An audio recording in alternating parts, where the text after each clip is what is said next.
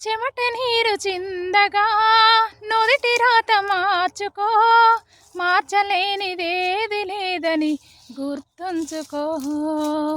పిడికిలి బిగించగా చేతి గీత మార్చుకో, మారిపోని కథలే లేవని గమనించుకో.